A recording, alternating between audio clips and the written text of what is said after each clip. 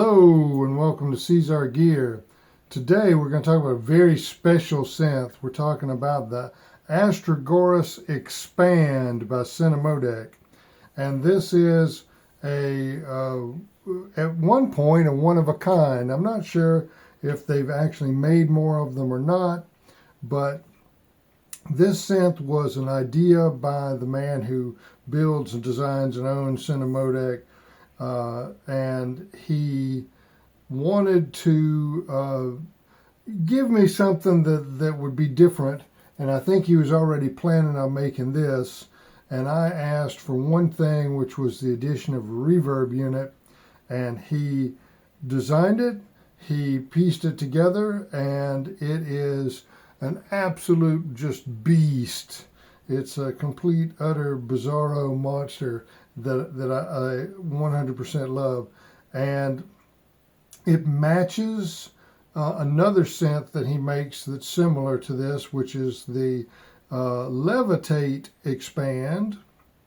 And the Levitate Expand has several different things added to it, but I'm going to do a different video on that. I have one of those as well.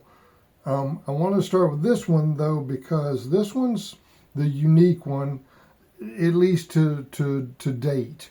I believe that he's planning on making more of these. I believe you can get them through Noisebug, which I think is based in New York. And they are the Synamodec dealer for the United States. Now, you can contact them online. Definitely, there's certainly Noisebug websites, and I'll put a link to their website in the description. And I've had a really series of good experiences with Noisebug. I've gotten other Synamodec gear from them. I've gotten other modular gear from them. And I believe I've gotten some Somalabs gear from them. Never had any bad things at all to say about Noisebug. They're certainly worth dealing with. And they have normal prices, reasonable prices, so they're not going to gouge you for anything. They're just normal gear stuff. So, you know, thumbs up to Noisebug. They're always very helpful and follow your shipping instructions and all of that kind of stuff. So hats off to them for sure. And mega hats off. Let's try this one more time. Mega hats off to Synamodec. For the Synamodec's design for this is quite well. It's in a way it's straightforward. In a way it's incredibly complicated. So let's go through. You know, I like to go through the controls. Let's talk about the features. You have two completely full Astrogorus synthesizers, and if you're not familiar with those, they have banks of oscillators and then filters and a distortion unit, and you can shift the oscillators from being a standard tone generator to being an LFO that gets assigned to other oscillators in the bank. And you have two of those brewing in the background, and then you have what's called the unexpected or inexpected, and these are effectively delay units, but they're a little bit different. I get the sensation that there's randomized elements to some of the time factors for these two guys, and there's one per bank, but you can mix and match them through other mixing elements. You have a noise generator if you want white or pink noise. You have a phaser, which you can incorporate in through a little mixer over here. You have a fuzz unit that's different from the distortion unit. I know fuzz and distortion are two different things, but this is, this has quite a different timbre. It affects things quite differently from the distortion. The distortion is pretty harsh. The fuzz is pretty warm. And then you have a filter, so you can do cutoffs and resonance sweeps, etc. you have the reverb unit I was talking about before, and then you have a delay unit that you can assign to things. And then the bonus features are things like this bank of harmonics. It's kind of a filter bank, and it can be assigned to either the delay or anything that you run through this output. And then you have 2 joysticks, and they're LFOs, and the LFOs are for the unexpecteds 1 and 2, and the phaser and the filter. So you can set them up, play them, and get changes in sound with the joystick, which saves you trouble from, you can do different things that you wouldn't be able to do otherwise, obviously. And that's a lot of stuff. We're not quite through. There's an external in. Now this has been very useful for operating the levitate expand with this one. I just run the levitate expand has several outputs, and you can run one into here and use this as a effects processor for the other synth, or just blend some of those things into what you're doing here. And thumbs up on that. The other one, we'll get to it of course, but the other one has lots of CVs. This one only doesn't have any CVs. You just have this external in. You have this mixer here, which is a little bit unusual as well. You have a situation where you have the regular levels. There's a level on both of the Astrogorus, and there's levels for the delay and levels for the reverb, levels for the phaser and the fuzz, and the unexpected banks.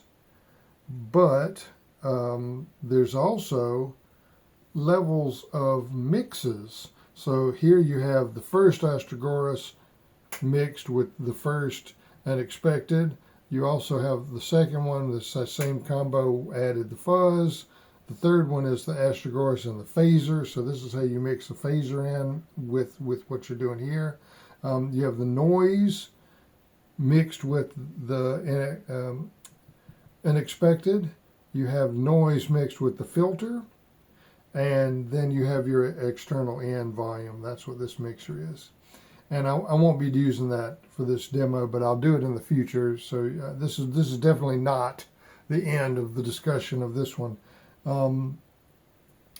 Yeah, I'm not even really sure how much more I can say about it, other than the fact that it has been a journey, I'm going to say. And I mean that with all the love and respect.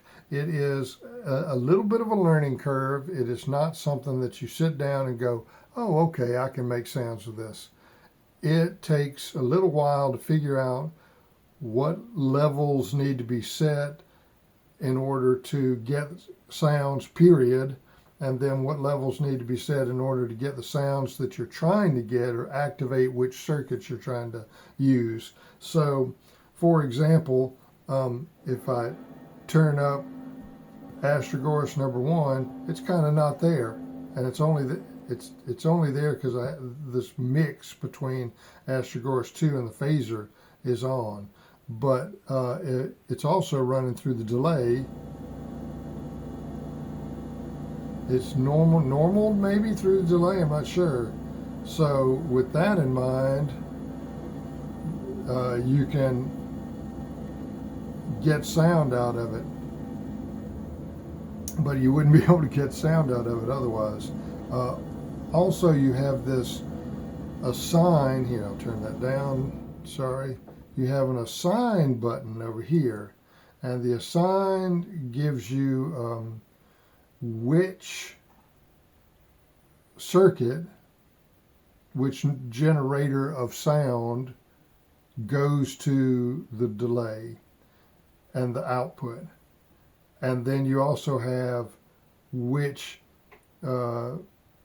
do you want a dry output that gets the harmonics, or do you want an output of harmonics affecting the delay unit? So you have this switch here. You have to assign something that you want, and then this guy is your LFO, and your LFO is operated by these guys. But the LFO operation affects the unexpected and the phaser and the filter. So see, it's you got to learn the mapping. You got to learn the lay of the land before you can start tweaking knobs and actually get something to happen. But that being said, it is definitely something that can be learned and is super duper fun to use. I mean, I've had a great time with it. I've got some good recordings. I've got some of my students have done some excellent performances with it. I have one of my students who did a show at an Afrofuturism conference with this one and the other one, that being the Levitate Expand, and it was just fantastic. Like, it sounded great, operated great, everything's all professional. I have a little stand for this one, so or the other one, they are the same size, such that I can lay one on the table and one behind it. But if I get a third one, which I am working on at the moment, I'm going to have to come up with a different configuration, or I'm going to have to spread them out somehow or something. They're sizable. They're approximately 140 HP and then 6 U with a bar in the middle. So if you're a Eurorack person, you can immediately see sort of what size you're talking about here. It's and this might be exactly Eurorack size. Let's test here. I'm going to borrow a Eurorack module. I built a swamp, and it is in fact the same size as a Eurorack. So that's how big it is. All right. We're going to make some noise, because I know noise is probably what everybody's here for, whether or not you want me to make it or you're going to make it. I'm going to try to reset a little bit here, because it's difficult to get things to do what you want them to do if you don't know where they are in relation to each other. You really have to kind of set up some form of standardization to get started, and that's okay. That's sort of you zero things out, right? I'm just kind of checking to make sure that I'm not going to start off with a noise I don't want or don't know where it's coming from, because that happens a lot with this synth. You'll be like, what is that noise? Or you think you know what the noise is. You hear an oscillation and you go, oh, well, that must be an LFO. No. Or, oh, that must be the harmonics. No, it's something else completely. You have to go, half the time I'm twisting knobs, not only to make a new sound, but to figure out what sound is being made already, which is a terrible place to be. I know that's an awful thing, but I'm still learning this thing, even though I've had it now for almost 2 years. I think it's been a couple of cycles around the sun, and it's definitely a joy. I definitely have nothing but wonderful things to say about it, but I do feel like I need more time with it. No doubt about that. Wait till we get to the other one. That's this banks of CVs, some of which is difficult to understand which port is operating which circuit. Okay, the things that I'm going to do, I'm going to start by turning up the delay, which sounds a little bit weird, but everything is running through the delay at the moment because the way I've got it set up. So when I turn up the delay, you're going to hear sounds. I'm going to talk over it a little bit, and then I'll just play. But so let's say I've turned my delay up.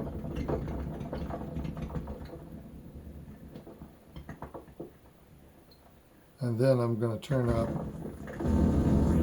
my oscillator bank.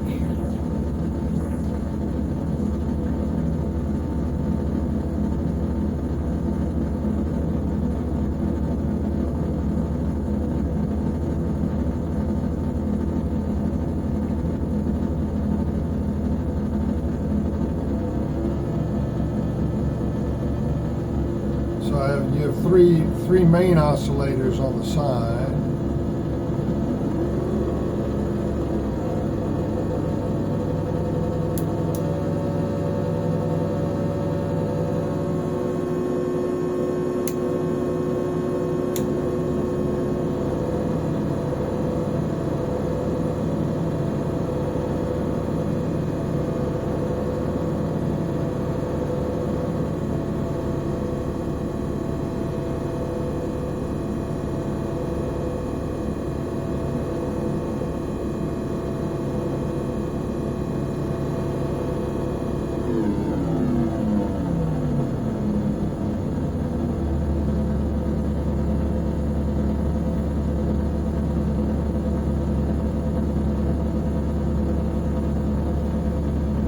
Let's introduce another bank over here.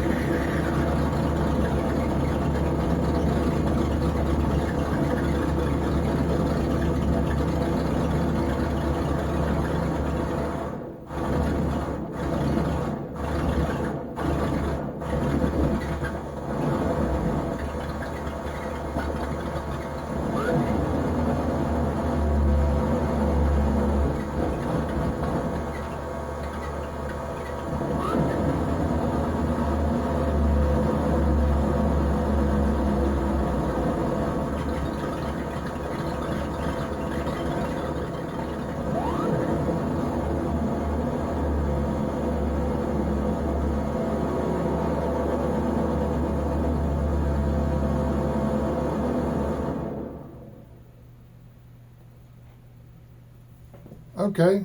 I mean, we went on an experimental journey together, YouTube.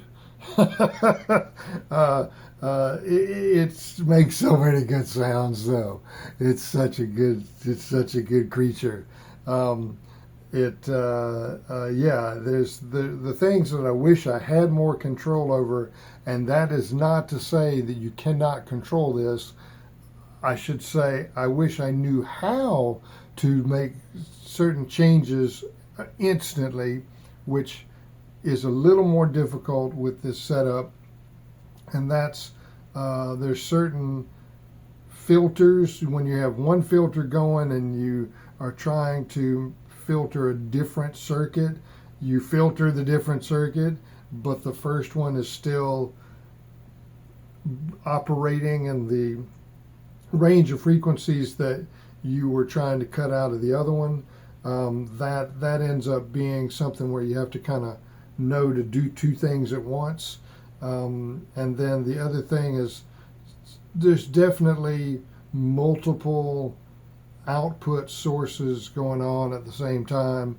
And that's obviously what the mixer's for. And then you have your output mixer. Oh, I didn't even mention the output mixer. You have three individuals, and then you have the left and right stereo out. And I typically use the one that you can assign to the delay harmonics, but I didn't even use that this time. It was just an added output with no special designation going on.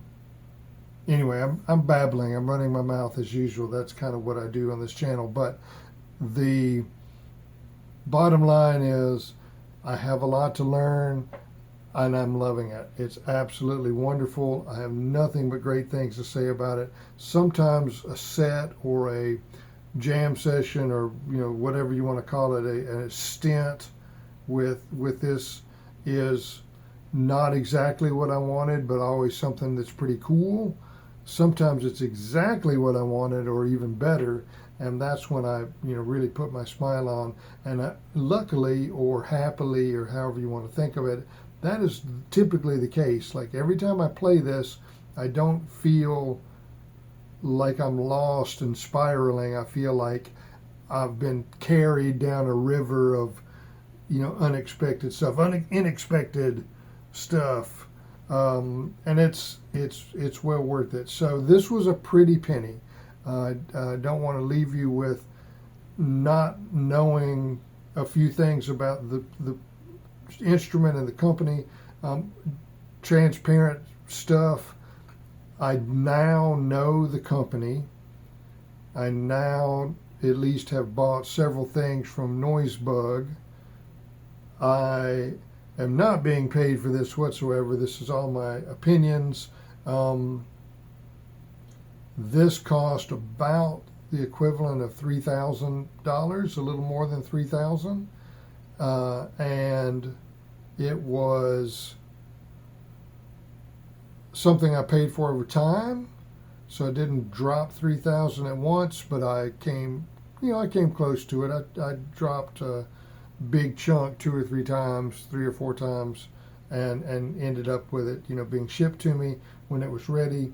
So I kind of paid for it as it was being built, and that's worked fine for me because it took a long time to build it, and I think the turnaround time was maybe 9 months, something like that, because he builds them from scratch. I should have pulled out. I have all the smaller ones in Eurorack form as well as desktop form, so I can look at them, but we could look at the back and then show you the quality of his work. So it does take a long time. I understand that the 9 months was fine. It wasn't a big deal for me. I had plenty of other toys to deal with, but once I got it, it's been in constant use, and it has been a wonderful thing to have spent my money on. I am already working on spending more money on more of his gear. I do absolutely love it. And you can have one. I know this, I've said this is unique, and I think maybe at the time of filming this, it possibly was or is, but I know that if you contact Synamodec or you contact Noisebug, you should be able to arrange having one made for you. And there's also plenty of other gear coming out from them. There's the Magnetar, there's the Gross Lathe, there's all the small desktop ones, there's all the Eurorack stuff. There's plenty of things coming out of Synamodec that are all tasty and exciting. So if you're an experimental electronic artist and you want something that nobody else has, and you have to find your own path to create the sounds that you're going to make out of it, this is a wonderful, wonderful path to follow. It's certainly professional and wonderful people and looks good, sounds good, no problems with it. And yeah, there you go. This is my story. I'm sticking with it. It's fantastic. So this has been the Astrogorus Expand, and this is Seesar Gear. If you want to find out more stuff, you want to see other reviews or bits and bobs, there's SeesarMusic.com/gear, and there's also my Instagram channels where I give little previews, and there's Seesar_music, which is where I talk about the actual music and that I make and the compositions that I work with and that kind of stuff.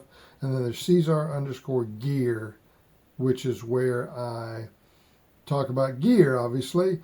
I'm also working on a composition project, and if you want to pop over to my page and see what's going on there, it's a graphic score composition project, and I'm inviting people to come work with me. So if you like this kind of music and want to do some reading of graphic scores, and especially if you're a Lovecraft fan, then come over to my page and check that out as well. All right, I'll be quiet now. That's it for this one. Thank you so much for watching. See you in the next one.